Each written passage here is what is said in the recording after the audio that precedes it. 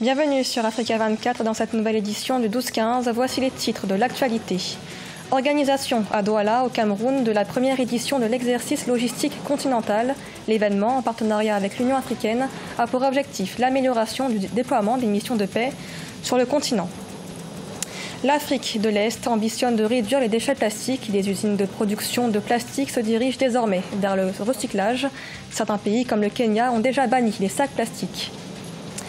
Et puis au Mali, le Stade malien et le Djoliba s'affronteront lors de la Coupe du Mali. Le Stade malien a remporté la demi-finale face au club olympique Bamako. Les finalistes représenteront le Mali lors des Coupes africaines. Mais d'abord, la première édition de l'exercice logistique continental se déroule à Douala, au Cameroun, jusqu'au 21 septembre. Un événement organisé en partenariat avec l'Union africaine, dont l'objectif est d'améliorer le déploiement des missions de maintien de la paix en Afrique. Nathalie Mort. Évaluer le système et les processus de la chaîne d'approvisionnement dans les domaines de la communication et de la santé lors des missions de paix de l'Union africaine, tel est l'objectif de l'exercice logistique continental IMDAD Africa 1 qui a commencé le 14 septembre 2018 à la base logistique de Douala au Cameroun. Tous les pays membres de l'organisation panafricaine prennent part à cette session de formation. C'est pourquoi nous sommes donc là pour justement tester ce système, s'assurer que nous avons des systèmes donc adaptés et que nous avons également les politiques et les procédures nécessaires ainsi que les capacités pour justement assurer le déploiement de ces forces africaines en attaque. L'exercice IMDAD Africa 1 permettra d'identifier et de combler les manquements logistiques pour un accompagnement efficace lors des futures opérations de maintien de la paix.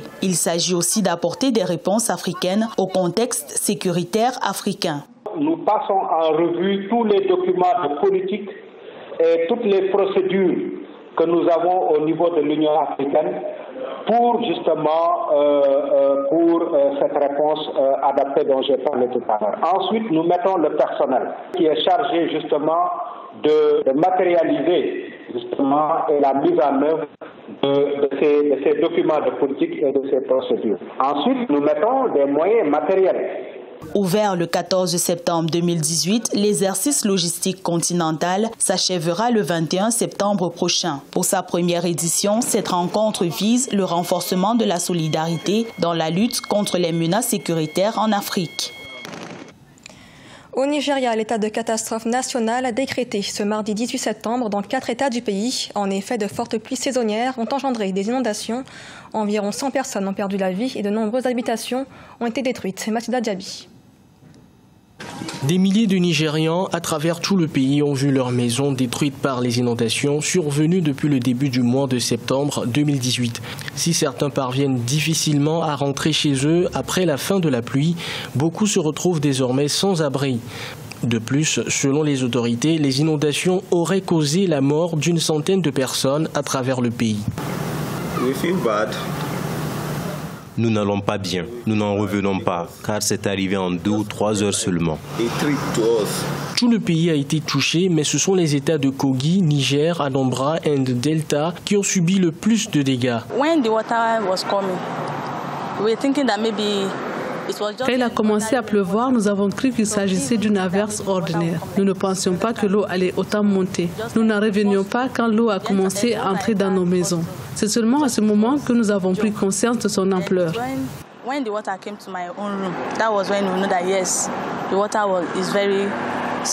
Les inondations subites sont présentes à cette saison, mais elles sont particulièrement brutales dans les zones rurales et dans les bidonvilles surchargés où le drainage est faible ou inexistant.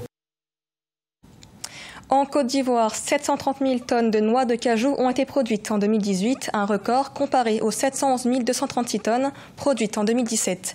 Le pays, premier producteur mondial de la noix, prévoit de transformer 50% de sa production d'ici 2020. Les précisions avec Victoria Sedji. La Côte d'Ivoire confirme son leadership sur le marché du cajou. Premier producteur et exportateur mondial de la noix, le pays enregistre déjà sur la campagne 2018 en cours près de 730 000 tonnes produites. En 2017, il a atteint une production record de 711 236 tonnes. ce qui représentait plus de 22% de la production mondiale et environ 33% de l'offre internationale. L'expertise nationale existe, nous avons la matière première, la volonté gouvernementale existe, mais il nous faut maintenant des accompagnements réels pour qu'on puisse partir. Et ça, nous sommes en discussion, en négociation comme tout à fait, et je pense que c'est des choses qui peuvent arriver. Donc on est optimiste et sur ce coup-là pour avoir des solutions. Selon le Premier ministre ivoirien Amadou Gon Coulibaly, le prix moyen pratiqué pour la campagne en cours est compris entre 500 et 550 francs CFA le kilogramme. Au niveau de la transformation, les plus grands défis s'imposent. La Côte d'Ivoire transforme à ce jour moins de 10% de sa production. En valeur absolue, on a eu une augmentation d'environ 60 000 tonnes de cajou transformées en 2017. En 2018, on est déjà à 80 000, on espérait autour de 100 000 tonnes. De 2013 à 2017, la Côte d'Ivoire a doublé sa production de cajou avec un chiffre d'affaires qui a grimpé de plus de 68%. D'ici à 2020, les autorités visent une production de 1 million de tonnes pour un niveau de transformation de 50%. En Afrique de l'Est, des usines de production de plastique se dirigent vers le recyclage. L'objectif, réduire les déchets plastiques en les transformant. D'autres pays ont mis en place des mesures plus radicales, comme au Kenya, où les sacs plastiques ont été bannis des supermarchés. Sharon Kamara. En Afrique de l'Est, le géant américain Coca-Cola œuvre pour réduire sa production de plastique. L'entreprise qui produit actuellement environ 250 millions de bouteilles de plastique dans la région ambitionne une réduction de 25% d'ici fin 2018 et de 70% d'ici 2030. Pour ce faire, beaucoup misent sur le recyclage. Le but principal du recyclage plastique est de ramasser tous les déchets plastiques afin de le transformer. C'est un moyen de respecter l'environnement, la consommation et nos maisons. En 2017, le Kenya bannit les sacs plastiques du marché. À long terme, le pays ambitionne de mettre fin à la production et de se diriger vers le recyclage. Dans d'autres pays comme l'Ouganda, des entreprises de recyclage ont déjà été mises en place et sont même en charge du recyclage des pays voisins comme le Soudan du Sud et le Rwanda. L'année dernière, tout le monde était stupéfait quand la Chine, qui est notre plus grande destination d'exportation au départ de l'Ouganda, a interdit certains types de plastique. L'Ouganda exportait jusqu'à 4 millions de dollars de plastique issus de recyclage.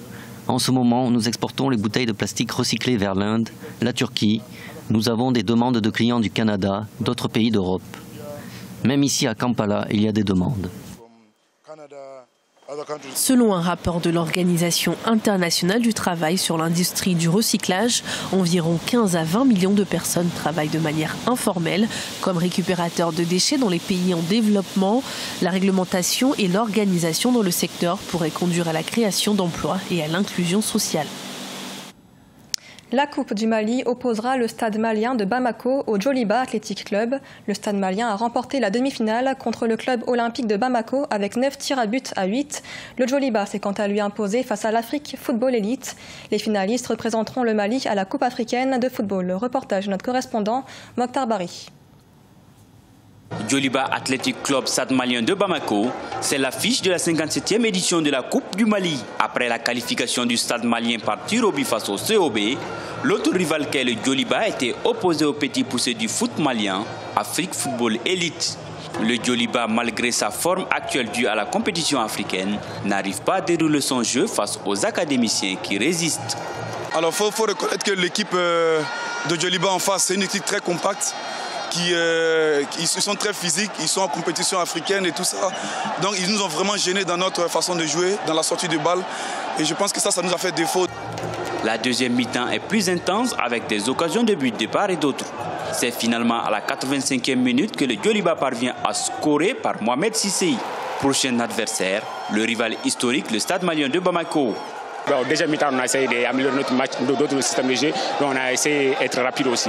Donc c'est ça que ça a été marché avec nous au deuxième mi-temps. Ça c'est notre choix de jouer avec le Stade malien. Donc comme le match contre le tournoi de corner là, donc ça a été un peu avoir la frustration. Donc maintenant on va essayer de préparer le match là pour ne pas avoir des bagarres.